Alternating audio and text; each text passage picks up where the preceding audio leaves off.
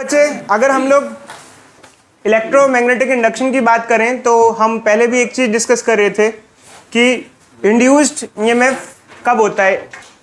EMF induced कब होता है? जब किसी कॉइल से क्या चेंज हो। बच्चे बताओ, कॉइल से क्या चेंज हो? मैग्नेटिक फ्लक्स चेंज हो। क्या चेंज हो? Magnetic flux. अब मैग्नेटिक फ्लक्स में क्या क्या पैरामीटर होते हैं? क्या क्या पैरामीटर होते हैं? बी, ए, कॉस, थीटा। इन तीन चीजों में से कोई चीज चेंज होगी, क्या होगा बताओ? तो फ्लक्स चेंज होगा, और फ्लक्स चेंज होगा तो क्या होगा? ईएमएफ इंड्यूस होगा। यहां तक हमने देखा, हमने इसके न्यूमेरिकल भी देखे, क्वेश्चंस भी करे काफी। बट अब एक्चुअली क्या है बच्चों, अगर हम इसकी डेफिनेशन पढ़ें फैराडे फर्स्ट लॉ के हिसाब से, तो एक बार इसे ढंग से पढ़ लेते हैं, कुछ और चीज भी आपको जानने को मिलेगा। Whenever there is a change in magnetic flux link the circuit and EMF and consequently a current is produced, it lasts only till magnetic flux changes। ये तो हमारी फर्स्ट लॉ है, ठीक है। अच्छा, अगर इलेक्ट्रोमैग्नेटिक इंडक्शन की हम बात करें तो हम अगर इसके बारे में पढ़ें, इलेक्ट्रोमैग्नेटिक इंडक्शन क्या होता है? Electromagnetic induction is production of EMF in a conductor when there is a relative motion of conductor across a magnetic field or when there is a change in magnetic flux through a conductor। तो अगर हम इसको हिंदी में समझाएं proper तरीके से, तो अगर कभी फ्लक्स चेंज होता है तो ईएमएफ इंड्यूस्ड होता ही होता है। बट सिर्फ फ्लक्स चेंज नहीं होता, अगर कोई कंडक्टर का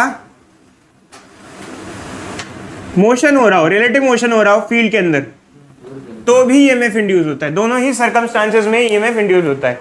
जब किसी कॉइल से फ्लक्स चेंज हो रहा हो तो भी ईएमएफ इंड्यूस होता है, और जब कोई कंडक्टर मैग्नेटिक फील्ड में मूव कर रहा हो तो भी क्या होता है? ईएमएफ इंड्यूस होता है। दोनों ही सिचुएशन में हमें ईएमएफ इंड्यूस्ड देखने को मिलता है। तो कहने का मतलब ये है बच्चों, जैसे मान लो हम एक एक करके एग्जांपल लेते हैं। जैसे हमने हेडिंग तो लिखी है EMF induced in rotating rod, तो एक टॉपिक तो हमको ये पढ़ना है, और आप एक और हेडिंग डाल लेते हैं ईएमएफ इंड्यूस्ड इन रॉड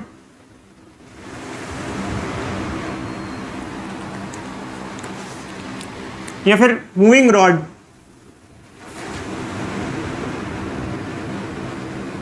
कोई मान लो एक मूविंग रॉड है, जैसे मान लो बच्चे एक ये रॉड है, मान लेते हैं, इधर देखो बोर्ड पे देखो बच्चों, ये एक रॉड है।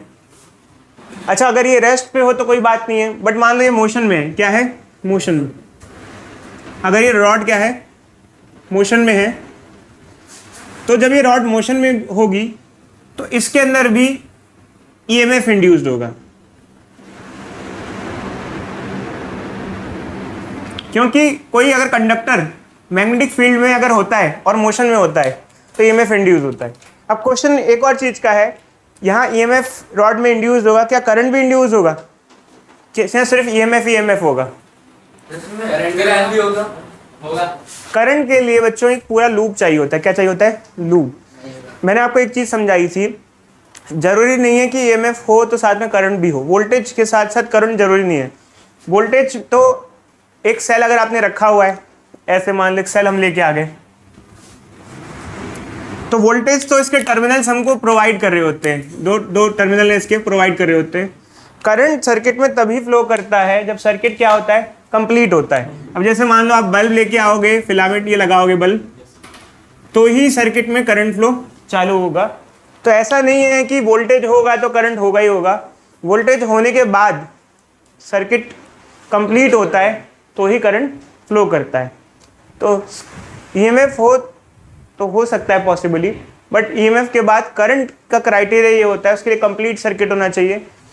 वोल्टेज मिल तो रही है बट इलेक्ट्रॉन उस सर्किट में ट्रेवल कर तो सके, उसके पास एक कंप्लीट पाथ हो ट्रेवल करने के लिए। तो ऐसा नहीं है, कई बच्चे सोचें ईएमएफ होगा तो करंट होगा ही होगा। वोल्टेज है, जरूरी नहीं करंट हो। वोल्टेज होगी और अगर कंप्लीट पाथ बनेगा तो करंट भी फ्लो करेगा। दोनों ही चीज़ें जरूरी हैं। अब जैसे मान लो एक सॉकेट है, एक सॉकेट है, इसको स्विच ऑन करते हैं, यहाँ बटन दे रखा है।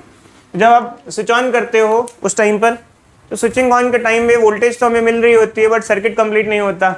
अगर आप यहाँ पे उंगली डाल दो तो सर्किट कंप्लीट हो जाएगा बच्चे, तो करंट फ्लो करेगा। बट अगर आप नहीं है सर्किट कंप्लीट तो वोल्टेज होने के बावजूद भी करंट नहीं होगा।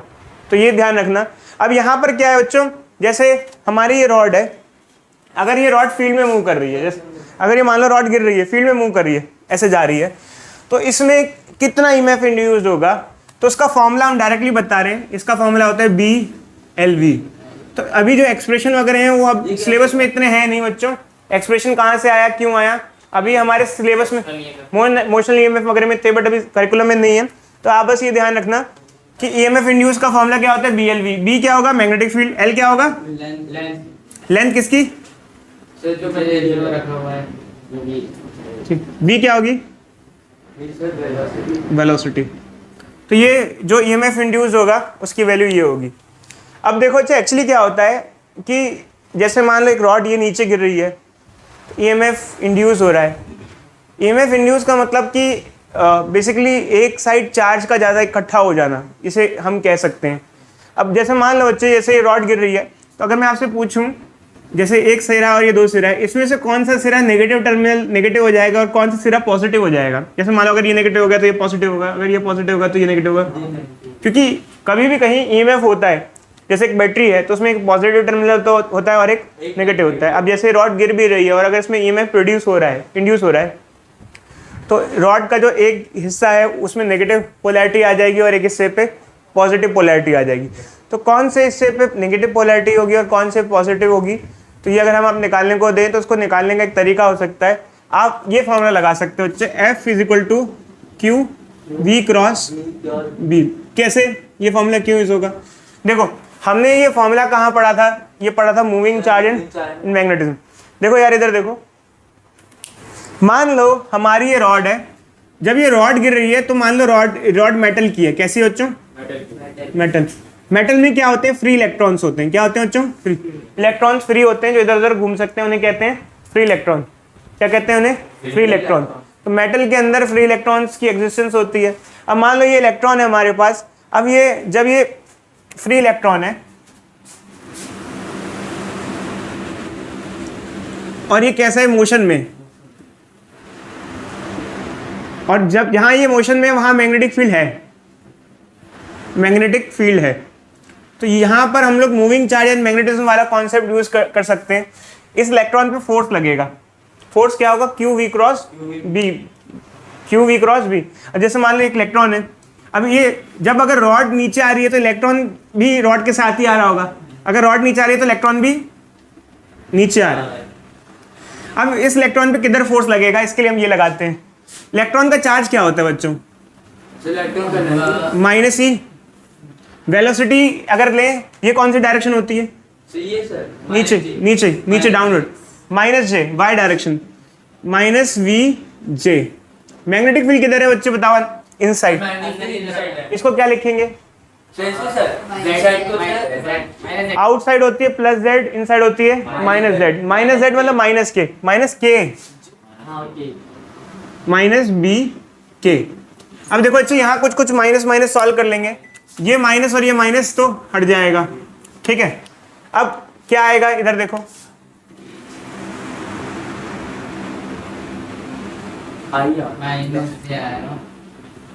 J cross K। J cross K क्या होता है बोलो, J क्रॉस K I होता है, ये आ जाएगा।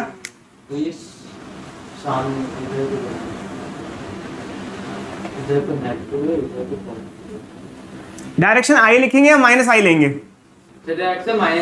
डायरेक्शन क्या हो जाएगी, -I मतलब क्या हुआ, -X।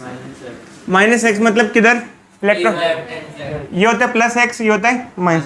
इलेक्ट्रॉन किधर भागेगा, इधर। जहां इलेक्ट्रॉन भागेगा, अगर इलेक्ट्रॉन भाग के सारे इधर इकट्ठे हो गए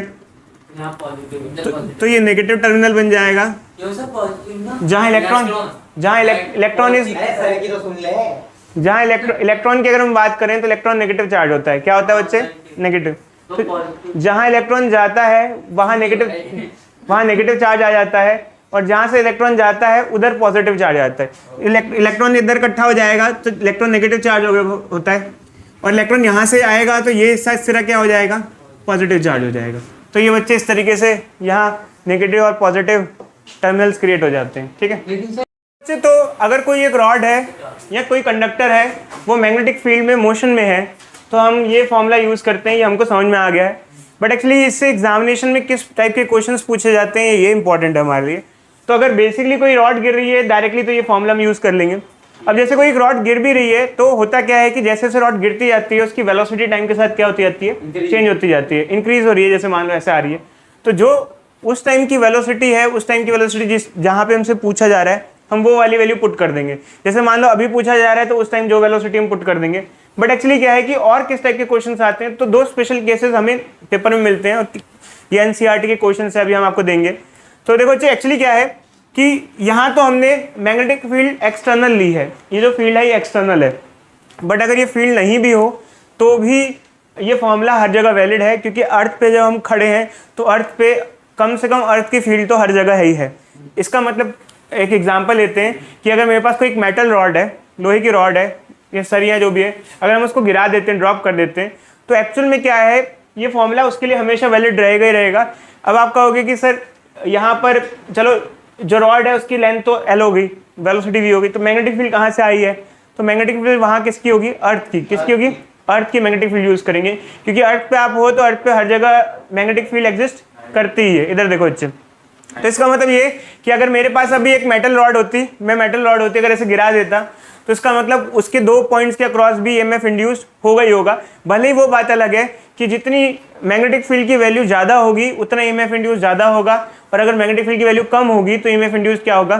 कम होगा। तो अगर एक सिंपली एक रॉड भी हम ड्रॉप कर दें अभी तो इसका मतलब उसके दो पॉइंट्स के क्रॉस ईएमएफ इंड्यूस्ड होगा, अगर ऐसे ही भी रॉड गिराते हैं। बट वहाँ जो ईएमएफ होगा वो किसकी वजह से होगा? अर्थ की मैग्नेटिक फील्ड की वजह से। अब देखो अर्थ की मैग्नेटिक फील्ड हमने बताया था, देखो एक्चुअली क्या है, अर्थ मैग्नेटिज्म में जो टॉपिक है हट गया है। तो हमने बताया था कि हम अर्थ पे रहते हैं, अर्थ की खुद की फील्ड है, तभी हमारा कंपास काम करता है। तो हमने अच्छे जो चीज़ बताई थी एक बार हम फिर से थोड़ा सा आपको बता देते हैं। अंदर देखो बोर्ड पे, तो हमने आपको बताया था कि जैसे अगर हम पोल या इक्वेटर पे नहीं है, किसी और जगह पर हैं, तो अर्थ की मैग्नेटिक फील्ड किसी भी जगह पर इंक्लाइन होती है, इधर देखो ऐसी। अब ये अर्थ की मैग्नेटिक फील्ड है तो ये हॉरिजॉन्टल के साथ जो अर्थ की मैग्नेटिक फील्ड का एंगल बनता है इसे कहते हैं एंगल ऑफ डिप। क्या कहते हैं? एंगल ऑफ डिप बोलते हैं। अब देखो अच्छे, जब अर्थ की मैग्नेटिक फील्ड इंक्लाइन होती है तो उसके दो कंपोनेंट्स किए जाते हैं। कितने कंपोनेंट? दो। एक होता है हॉरिजॉन्टल कंपोनेंट, एक होता है वर्टिकल। जब हम लोग 11th क्लास में थे तो हमने वेक्टर रिजोल्यूशन सीखा था कि कोई वेक्टर इंक्लाइन लग रहा हो तो उसका कितना हिस्सा हॉरिजॉन्टल लगता है और कितना हिस्सा वर्टिकल लगता है। तो अगर इसको रिजॉल्व कर दो तो ये क्या हो जाएगा? b cos लैम्डा, और ये क्या हो जाएगा? b sin lambda. अब ये हम इसलिए बता रहे हैं, इधर देखो अच्छे, अब एक्चुअल में इसलिए बता रहे हैं कि यहाँ जो हमने फॉर्मूला लिखा है ये ठीक है, बट होता क्या है जब एक रॉड ड्रॉप होती है, जैसे ऊपर से नीचे आ रही है, तो वहाँ पर अगर ये फॉर्मूला हम लोग लगाएं तो मैग्नेटिक फील्ड टोटल लेंगे, हॉरिजॉन्टल कंपोनेंट लेंगे या वर्टिकल कंपोनेंट ले लेंगे, ये जाना जरूरी है। इस फॉर्मूले में बच्चे ये थोड़ा सा चेंज लिख लो, ऐसे लिख लो। ये जो फॉर्मूला लगता है जब कभी, तो ये फॉर्मूला यूज होता है।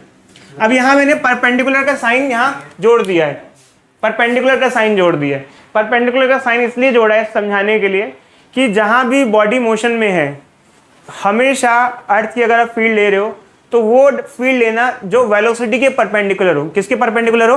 वेलोसिटी। अब ऐसे एन एग्जांपल, एक रॉड गिर रही है, जैसे एक रॉड नीचे गिर रही है, ऐसे गिर रही है, एक रॉड गिर रही है। अब जैसे एक रॉड है, इसका साइड व्यू हम ले लेते हैं, रॉड फॉलिंग। इधर देखो अच्छे बोर्ड पे, अगर कोई रॉड फॉल कर रही है तो साइड व्यू ये हो जाएगा इसका, ठीक है। तो अगर रॉड गिर रही है, उसकी वेलोसिटी नीचे है, तो कौन सा कंपोनेंट लेंगे अर्थ की मैग्नेटिक फील्ड का? क्या हम लोग हॉरिजॉन्टल कंपोनेंट लेंगे या वर्टिकल कंपोनेंट लेंगे? देखो अच्छे, अगर रॉड गिर रही है तो इसकी वेलोसिटी के परपेंडिकुलर जो कंपोनेंट होगा वो क्या होगा? ये वेलोसिटी है, इसकी डायरेक्शन में ये वाला कंपोनेंट है, बट इसके परपेंडिकुलर ये वाला कंपोनेंट होगा। तो हम परपेंडिकुलर वाला कंपोनेंट लेते हैं, तो इसका मतलब जब हम यहाँ फॉर्मूला यूज़ करेंगे तो यहाँ हम हॉरिजॉन्टल कंपोनेंट लेंगे, और हमारा फॉर्मूला अगर फॉलिंग रॉड के केस में लिखा जाएगा तो ये हो जाएगा बी हॉरिजॉन्टल एल वी, मतलब हॉरिजॉन्टल कंपोनेंट ऑफ फीड को हम लेंगे। बट कभी कभार इसमें ऐसे क्वेश्चंस भी आ जाते हैं कि एक एरोप्लेन चल रहा है ऐसे, और एरोप्लेन एक तरीके से रॉड की तरह ही होता है, क्योंकि एरोप्लेन भी मेटल से बना है। कैसे बना है? मेटल से। तो अगर एक रॉड ऐसे गिर रही है मेटलिक रॉड, और एरोप्लेन कैसे जा रहा है, हॉरिजॉन्टल जा रहा है। अगर एरोप्लेन हॉरिजॉन्टल जा रहा है तो उसके दोनों विंग्स के क्रॉस कितना ईएमएफ इंड्यूस होगा, ऐसे पूछा जाता है। अगर एरोप्लेन, तो एरोप्लेन बच्चे क्या होता है, एरोप्लेन अगर लेंगे तो एरोप्लेन देखो बच्चे, ठीक है, वेलोसिटी ऐसे होगी, तो ऐसे केस में जो कंपोनेंट लिया जाएगा वो वर्टिकल कंपोनेंट लिया जाएगा, मैग्नेटिक फील्ड वर्टिकल। तो हमारा जो फॉर्मूला हम लोग यूज़ करेंगे बी वर्टिकल एल वी। तो ये बच्चे फॉर्मूले हैं, अब आगे बढ़ते हैं, ठीक है, देख लो जल्दी से। बच्चे जो भी हमने आपको टॉपिक बताया उससे एसोसिएटेड दो न्यूमेरिकल हम देख रहे हैं, एक 6.7 है और एक 6.10 है। तो पहले क्वेश्चन में ये दे रखा है कि रॉड है वर्टिकली नीचे डाउनवर्ड गिर रही है। कैसे गिर रही है, vertically downward. Length of rod दे रखा है, वेलोसिटी ऑफ रॉड दे रखा है, अर्थ का हॉरिजॉन्टल कंपोनेंट दे रखा है, मैग्नेटिक फील्ड का, ईएमएफ इंड्यूस पूछा हुआ है, डायरेक्शन ऑफ ईएमएफ पूछा हुआ है, और पूछा हुआ है कौन सा टर्मिनल हायर पोटेंशियल पे होगा। 2-3 चीजें पूछी हुई हमें। तो सबसे पहली बात है रॉड वर्टिकली गिर रही है, रॉड, तो रॉड के लिए हम कौन सा फॉर्मूला यूज करेंगे, ये वाला फॉर्मूला यूज करेंगे, ठीक है। ईएमएफ इंड्यूस सबसे फर्स्ट पॉइंट निकालना है, तो ईएमएफ इंड्यूस अगर आपको निकालना है तो ये क्या हो जाएगा, B H L V. Horizontal component कितने अर्थ की फील्ड का, यहाँ पर हॉरिजॉन्टल कंपोनेंट पूरा ही दे रखा है, मतलब हमको कॉस साइन थीटा की जरूरत नहीं है, वरना आमतौर पे हो सकता है कॉस साइन लगाना पड़ता, बट बी एच की वैल्यू पूरी दे रखी है। बी एच क्या होता है, बी कॉस डेल्टा या थीटा कह सकते हो, और ये क्या होता है, बी साइन डेल्टा। अब इसकी वैल्यू लेंथ कितनी हो जाएगी बच्चों, 10, और वेलोसिटी कितनी हो जाएगी 5। कितना है, कोई बच्चा बताएगा, -3 वोल्ट। ये वोल्ट काफी ज्यादा है कम है, वैल्यू काफी ज्यादा है कम है, बहुत कम है। मैंने बताया था कि बहुत कम वैल्यू क्रिएट होगी। अब सेकंड और थर्ड पॉइंट दिया हुआ है आर्नव, इधर देखो, सेकंड और थर्ड पॉइंट दिया हुआ है, डायरेक्शन ऑफ ईएमएफ और हायर पोटेंशियल कौन सा पॉइंट होगा। ये हम सेकंड नहीं कर रहे हैं, हम थर्ड करेंगे, उससे हमको सेकंड का आंसर आ जाएगा। तो देखो बच्चे एक्चुअली क्या है कि जब ये क्वेश्चन हमको मेंशन किया हुआ है तो उसके अंदर हमें डायरेक्शन दे रखी होगी, रॉड कैसे गिर रही है, कौन सी डायरेक्शन में रॉड, अरे ईस्ट वेस्ट में, साउथ नॉर्थ, कौन सी डायरेक्शन में रॉड है, रॉड कैसे ईस्ट वेस्ट है, ईस्ट वेस्ट में। और अर्थ की मैग्नेटिक फील्ड किधर है, तो उसके नीचे ऊपर देखो अच्छे, ये हमारी रॉड है। अगर हम इस रूम की बात करें तो हम, जैसे ये रूम है हम और ये रॉड है हमारी, तो इस रूम के हिसाब से ये ईस्ट है और ये नहीं, ये हाँ ये ईस्ट है, ये वेस्ट है, रॉड ऐसे गिर रही है, ठीक है। मैग्नेटिक फील्ड कैसे लगे, मैग्नेटिक फील्ड जो होती है वो इंक्लाइन तो होती है, बट वो इंक्लाइन किस डायरेक्शन में होती है, अर्थ की जो फील्ड होती है वो कौन सी डायरेक्शन में होती है, नॉर्थ साउथ में होती है। क्या होती है, नॉर्थ साउथ। जैसे मान लो हमारा ये रूम है, अभी जिस रूम में हम बैठे हैं तो रॉड ऐसे गिर रही होगी, बट फील्ड कैसी होगी, नॉर्थ साउथ में होती है ना, ऐसे कैसी होती है, इंक्लाइन, तिरछी होती है। तो फील्ड ऐसे होगी इधर इस डायरेक्शन में, और रॉड ऐसे है, रॉड ऐसे है। आई बात समझ में, हमें कौन सा कंपोनेंट लेना है यहाँ पर, हॉरिजॉन्टल। कौन सा कंपोनेंट लेना है, हॉरिजॉन्टल। हमेशा जब भी आपने बचपन से पढ़ा है तो आपने पढ़ा हो किसी भी मैग्नेटिक फील्ड, कोई भी मैग्नेट की मैग्नेटिक फील्ड होती है north to south, north to south, ये हमने पढ़ा हुआ है। बट एक चीज ध्यान रखना बच्चों, अर्थ के केस में थोड़ा डिफरेंट क्राइटेरिया होता है। अर्थ का जो मैग्नेटिक नॉर्थ है और ज्योग्राफिक नॉर्थ है वो रिवर्स होता है। हाँ अभी आपको बताते हैं। जैसे मान लो अभी हमारे रूम में ये ईस्ट है, ये वेस्ट है, ये नॉर्थ है, ये साउथ है। आमतौर पे मैग्नेटिक फील्ड क्या होती है, नॉर्थ टू साउथ, बट यहाँ अर्थ के केस में साउथ टू नॉर्थ होती है। ये अर्थ मैग्नेटिज्म में पढ़ाया जाता है, अर्थ मैग्नेटिज्म में पढ़ाया जाता है। अभी हम आपको बताएंगे। तो अभी आपको एक काम करो बच्चे, अर्थ की मैग्नेटिक फील्ड यूं लो, इधर बॉडी जो गिर रही है वो किधर गिर रही है, नीचे, उसकी वेलोसिटी इधर लो, मैग्नेटिक फील्ड इधर लो, वेलोसिटी इधर लो। अब मान लो ये हमने वैल्यूज ले लिया, ठीक है। अब क्या है, हम लोग क्रॉस प्रोडक्ट लगाएंगे। इधर देखो क्या लगाएंगे बच्चे, क्यू वी क्रॉस बी। हम इलेक्ट्रॉन पे निकाल रहे हैं, किस पे निकाल रहे हैं? इलेक्ट्रॉन। इलेक्ट्रॉन पे निकालेंगे तो क्या हो जाएगा? माइनस ई। वेलोसिटी किधर है बच्चों? नीचे। नीचे इसको क्या लेंगे? माइनस जे। मैग्नेटिक फील्ड किधर है बच्चों? इधर माइनस आई। शाबाश। एक्स माइनस एक्स में सर पर आपकी साइड हमारी साइड से तो पॉजिटिव है ना, और आपकी साइड नहीं नहीं बच्चों, मैं भी आपके साइड ही हूँ। चलो इधर देखो,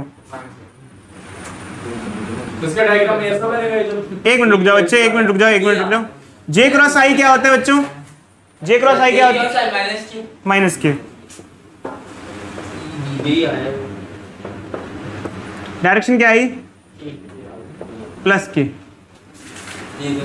पॉजिटिव जेड। ये हमारी रॉड है।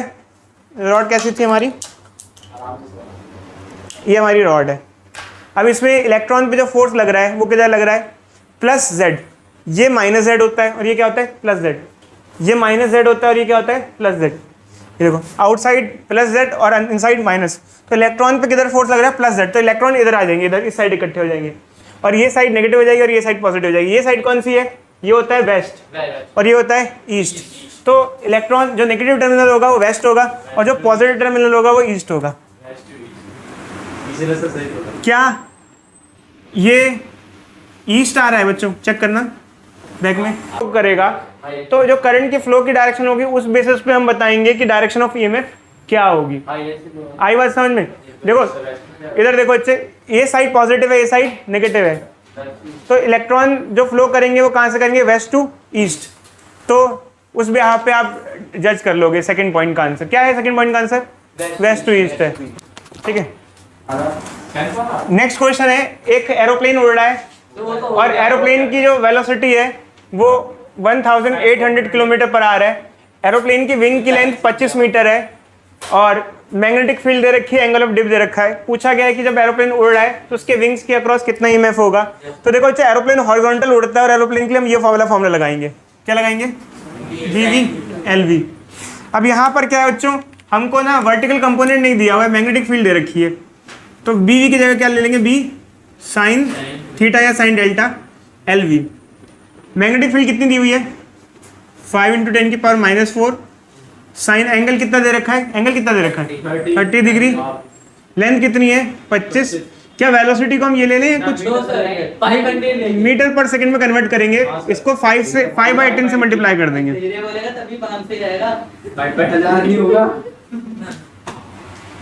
ठीक है, इसको 5/10 से बच्चों हम क्या करेंगे?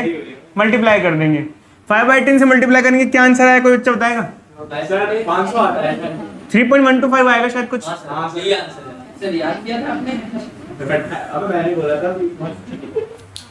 बहुत साल पढ़ाते हुए हो गए यार।